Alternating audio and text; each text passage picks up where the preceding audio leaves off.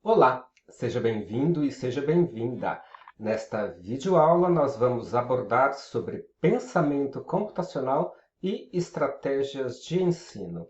E os objetivos dessa aula são conhecer os dois tipos ou categorias de atividades em que são classificadas as práticas de ensino voltadas ao pensamento computacional. Basicamente, as duas categorias são as atividades plugadas, com o uso de computador ou de tecnologia do tipo smartphone, etc. E atividades desplugadas, em que não há nenhum uso de recurso tecnológico digital. Ah, Outro objetivo é conhecer as principais estratégias de ensino que podem ser usadas nesse contexto, tanto utilizando atividades plugadas quanto atividades desplugadas, para fomentar o pensamento computacional.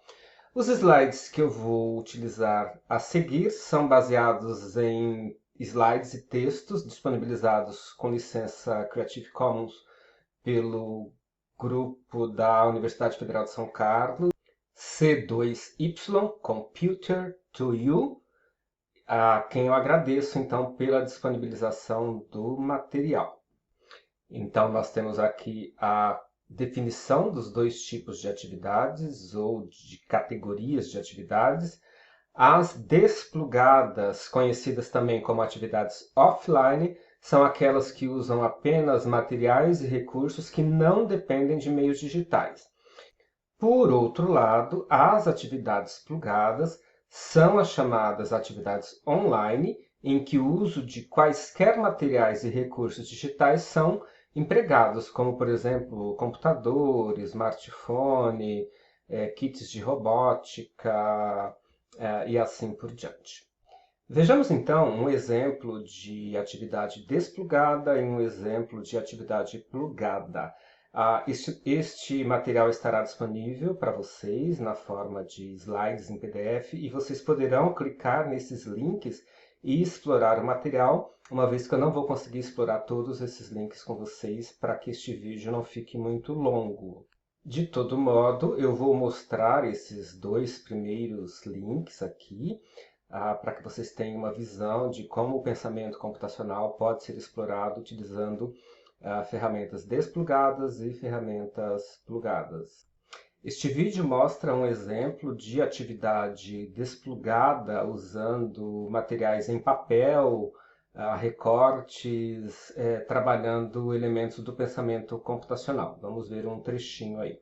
In order for the fleur to get to the apple, what direction does the fleur have to go? Mine, make it go up. And to get it there, you circle the direction that it has to go. Então este foi um exemplo, né, de um pedacinho, né, de uma atividade de uma atividade desplugada, e nós vamos ver agora um exemplo de atividade plugada com esta ferramenta que lembra muito uma ferramenta de programação em blocos como o Scratch, por exemplo. Essa ferramenta é chamada CodeBlock. Vamos ver um pedacinho dela. Is the play area where your program will run. In the center, you will see the toolbox area that holds all the blocks that you will need for each puzzle. To the right is your workspace, where you will drag blocks to build your program. Finally, Então nós vimos aí um exemplo de atividade plugada usando uma ferramenta de programação em bloco muito parecida com o Scratch. As atividades do tipo plugadas ou desplugadas, elas podem ser utilizadas então para desenvolver as habilidades do pensamento computacional por meio de diversas estratégias de ensino mescladas ou únicas, né? Como, por exemplo, o ensino de programação, robótica educacional, cultura maker, gamificação, objetos de aprendizagem. E nós vamos então ver a seguir as características de cada uma dessas possibilidades de estratégias de ensino. A estratégia de ensino de programação para o desenvolvimento do pensamento computacional possibilita aprender a organizar ideias e pensar de forma estruturada, construindo códigos, programas, jogos, aplicativos por meio de diferentes linguagens de programação, como, por exemplo, o Scratch, que nós estamos abordando neste curso.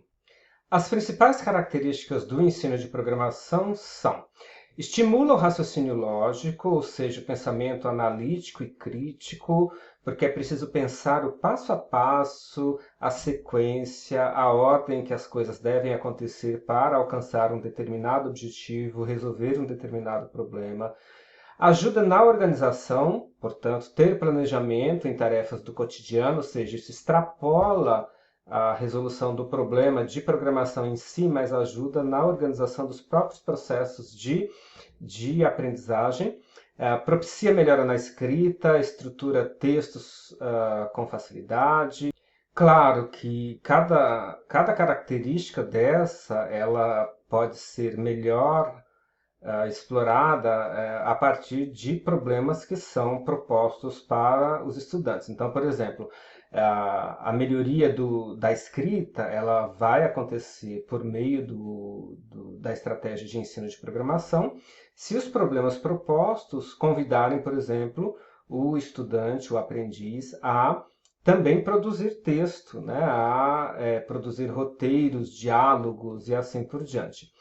A outra característica é que incentiva aprendizados diversos, como matemática, física e língua inglesa, por conta dos problemas que podem ser explorados na escrita dos programas e também por conta de muita literatura. Muitas vezes essas linguagens de programação elas acabam usando termos da língua inglesa e assim por diante.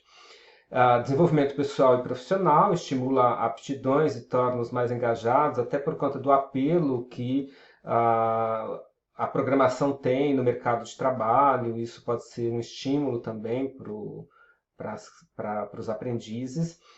Estimula a criatividade, então ser inventivo, curioso e colaborativo, até porque para um mesmo problema existem diversas soluções. A solução de um aprendiz, de um estudante, ela pode ser mais criativa do que o outro.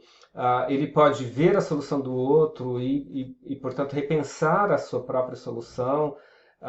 E, de novo, tudo isso depende muito da maneira como o professor propõe o trabalho, o uso do ensino de programação como estratégia de desenvolvimento do pensamento computacional.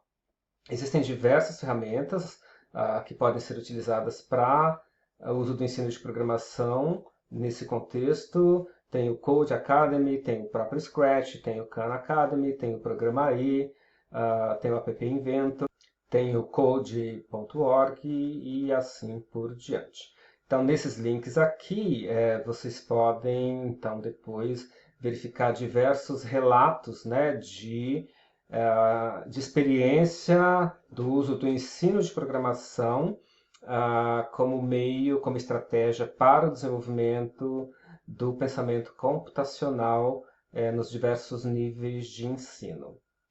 Bom, uma segunda estratégia é a robótica educacional, que na verdade é uma variação do ensino de programação, atrelando aí como componente adicional estruturas físicas, né, que são os próprios robôs físicos, né? Então a robótica ela caracteriza-se por apresentar materiais de sucata ou kits de montagem de peças diversas, motores e sensores controláveis por computador. Por isso que o ensino de programação é bem forte também, é casada com a robótica educacional. E softwares que permitem, então, programar, de alguma forma, o funcionamento de protótipos e robôs. Então, o que se tem por aí são kits comercializados por diversas empresas e também tem se desenvolvido cada vez mais também o uso da robótica educacional com materiais de sucata. Um pouco mais adiante na disciplina nós vamos ver com um pouco mais de profundidade essa questão da robótica educacional. Dentre as principais características associadas ao uso da robótica educacional como estratégia de ensino, então permite desenvolver a motricidade fina, uma vez que o aprendiz ele vai manipular os elementos físicos, os kits, ele vai montar esses kits, vai selecionar peças, vai configurar esse robô de acordo com as características que ele entender que o robô tem que ter, claro, e tudo dependendo do que ele tiver à disposição dele para poder compor esse robô. Então, tudo isso proporciona também essa formação de habilidades manuais, permite desenvolver a concentração e a observação. Por quê? Porque ele vai ter que conectar essas peças, verificar o encaixe, conectar fios, escolher LEDs, sensores que vão ser utilizados, e isso então motiva também a precisão na construção de projetos, pensar cada etapa, estruturar as coisas, possibilita também analisar e entender o funcionamento dos mecanismos físicos, né? Porque ele tem que compreender o relacionamento entre esses componentes, compreender os conceitos de física que muitas vezes estão por trás do funcionamento dos robôs, a própria questão do movimento, da direção, dos sensores e assim por diante, né? E com isso, então, ele é instado a utilizar conceitos de outras áreas de conhecimento, que não necessariamente aquela da disciplina, por exemplo, que está abordando a robótica educacional, mesmo que isso ocorra dentro de um projeto curricular ou extracurricular. Então, diversos conceitos de diversas áreas do conhecimento são utilizados aí, são instados, né, a serem utilizados numa estratégia de ensino que usa a robótica educacional. E isso também proporciona a curiosidade, a investigação, olhar o efeito do robô, dá um orgulho também para a criança ver o robô tendo uma ação a partir das instruções dadas pelo próprio aprendiz e assim por diante. E claro, muitas vezes quando nós ouvimos o tema robótica educacional, a gente vem com aquela imagem de robô, né, de um objeto, de uma criaturazinha, mas, por exemplo, um projeto de irrigação de uma horta, por exemplo, né, que precisa usar sensores para poder perceber a temperatura do solo e muitas vezes acionar um dispositivo de uma torneira, etc. Isso também é robótica educacional, né? Então, todo esse conceito que utiliza acionamentos, né, por meio de um programa para acionar componentes físicos, a gente pode caracterizar isso como sendo robótica. Existem aí diversas ferramentas e aplicações para serem utilizadas na estratégia com robótica educacional. Então, existem, por exemplo, kits da Lego, Mindstorm. Geralmente não são kits baratos, né, mas que muitas escolas, às vezes, principalmente as particulares, têm acesso a isso, ou muitas vezes, se a escola, mesmo sendo uma escola pública, ela consegue um projeto aí para poder ter acesso a esses recursos. Mas existem também kits mais acessíveis, né, e inclusive também o uso de kits construídos dentro dos próprios projetos, com o uso de sucatas e assim por diante. Mas um outro exemplo de ferramenta aí são os kits Arduino, né? Tem o Ato Educacional, tem a Modelix Robotics e assim por diante. Então aqui tem os links que vocês podem explorar um pouco melhor depois para ver as possibilidades aí, ok?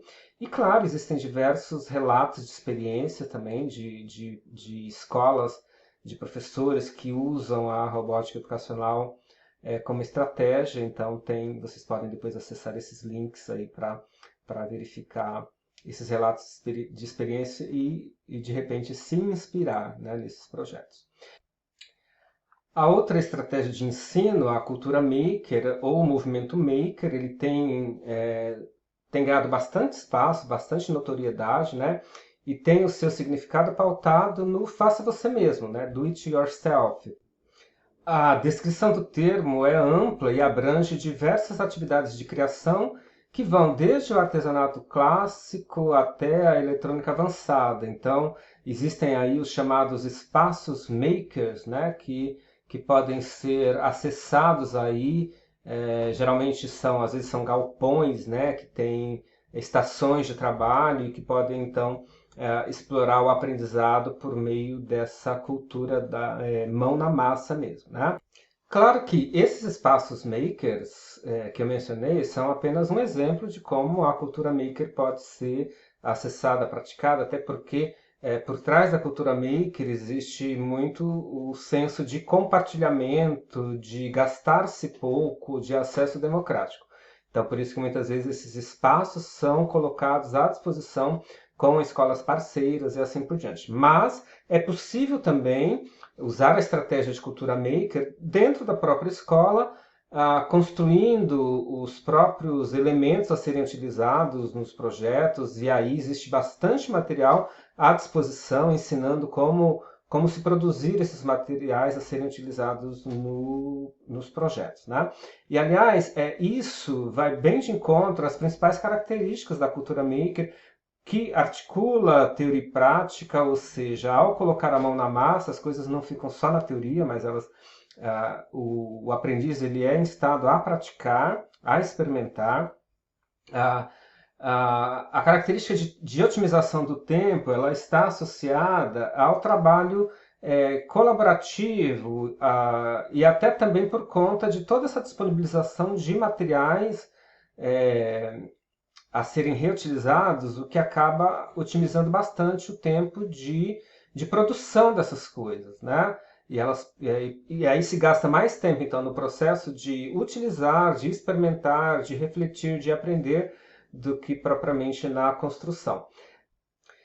As habilidades de cada aluno são compartilhadas, então muitas vezes cada componente do grupo, por exemplo, ele tem mais habilidade num determinado tópico do que em outro, então um deles é bom em programação, ou seja, desenvolveu melhor as estratégias de programação, outro é melhor em física, outro é melhor em biologia, outro é melhor em química, outro é melhor em comunicação, em redação, e tudo isso, todas essas habilidades, elas são compartilhadas nesse projeto prático. Né?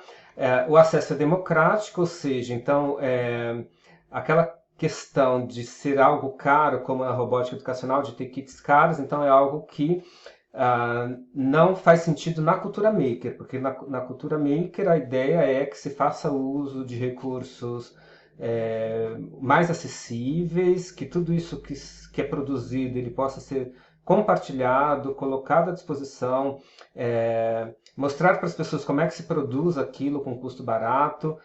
Daqui a pouquinho eu vou mostrar um exemplo de uma iniciativa que acaba ensinando isso. A própria característica de que o erro leva à reflexão e ao aprendizado está relacionado a avaliar o resultado, verificar por que o resultado que se esperava não foi alcançado, o que deve ser feito para poder corrigir esse erro e fazer uma nova tentativa e assim por diante. Né? O próprio protagonismo intelectual se faz presente porque cada elemento que se propõe a praticar a cultura maker, ele acaba sendo um agente ativo, né? Ele sai daquela passividade. E, por fim, o aluno se aproxima da ciência, porque ele é instado a aplicar métodos, refletir, analisar hipóteses, primeiro prever, né, planejar qual é o resultado esperado, depois comparar o esperado com o realizado e revisar tudo isso como um método científico. Obviamente que diversas características que estão listadas aqui, elas não são específicas da cultura maker, né? Na verdade, eu diria que a questão do erro, por exemplo, a questão da aproximação com a ciência, a questão das habilidades compartilhadas, isso é algo que também está presente, por exemplo, na robótica educacional, no ensino de programação. Então, ou seja, isso não é exclusivo da cultura maker, mas eu diria o seguinte, que é algo que é demandado pelo movimento maker. Bom, em relação às ferramentas, não existem, na verdade, recursos a serem comprados, adquiridos e assim por diante, mas existem aqui iniciativas que podem ser acessadas para poder inspirar, né, ou aprender como praticar a cultura maker dentro do seu contexto. Então, nós vamos dar uma olhada nessa iniciativa aqui para ter uma ideia de como isso se dá. Então, essa iniciativa aqui, RUT, né, é uma iniciativa que disponibiliza aí, diversas atividades, como criar suas próprias atividades, como construir essas peças que são utilizadas. Então, por exemplo, aqui nesse link, como ter o seu, é possível, eles ensinam como montar o seu próprio kit. Então, por exemplo, eles ensinam como construir um módulo LED, um módulo intensidade, um módulo campainha, e assim por diante. Então, utilizando recursos mais baratos. Okay? Então, é uma iniciativa bem interessante aí. Como existem outras também. Convido vocês, então, a explorarem essas outras possibilidades, essas outras iniciativas. Bom, outros materiais complementares aqui que vocês podem explorar com relatos de experiência, né? Laboratório Maker em escola pública, Revolução Maker, 7 vantagens em integrar a cultura maker no currículo, cultura maker na escola, porque faz sentido. Então, são materiais complementares que vocês podem explorar aí, principalmente se vocês pretendem utilizar no projeto de vocês a cultura maker. Bom, um outro elemento aí de estratégia didática também que tem ganhado bastante destaque nos últimos 10 anos, principalmente, a gamificação, que é o uso das mecânicas baseadas em jogos, da sua estética e lógica, para engajar as pessoas, motivar ações, promover a aprendizagem e resolver problemas. Bom, dentre as principais características, então, lembrar que gamificar não significa usar apenas jogos prontos, mas sim utilizar elementos dos games para promover a aprendizagem. Então, por exemplo, estabelecendo missões e desafios, criando esquemas de pontuações e de ranqueamento, estabelecendo, por exemplo, premiações e distintivos, utilizar avatares e cenários, né? Então tudo isso pode tanto ser feito utilizando computação plugada quanto desplugada, né? Atividade plugada quanto atividade desplugada. Bom, então, ao jogar o indivíduo, ele apresenta persistência, ousadia, atenção aos detalhes e criatividades na tentativa de resolver os problemas, habilidades essas que se espera que sejam desenvolvidas na escola, né?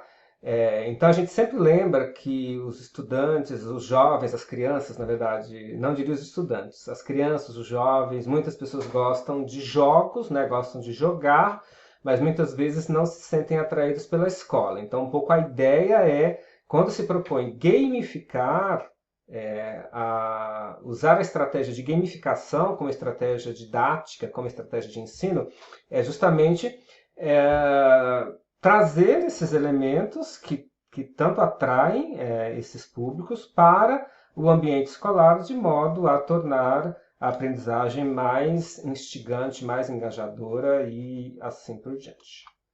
Bom, e aí existem diversas ferramentas que podem ajudar nesse processo de gamificação da aprendizagem, como o Minecraft, o Kahoot, o Code Combat, que eu convido vocês a explorarem depois, ok?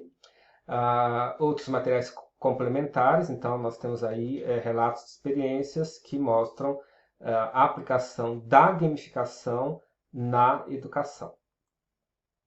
Por fim, a quinta estratégia didática, a que faz uso de objetos de aprendizagem, que são chamados OAs.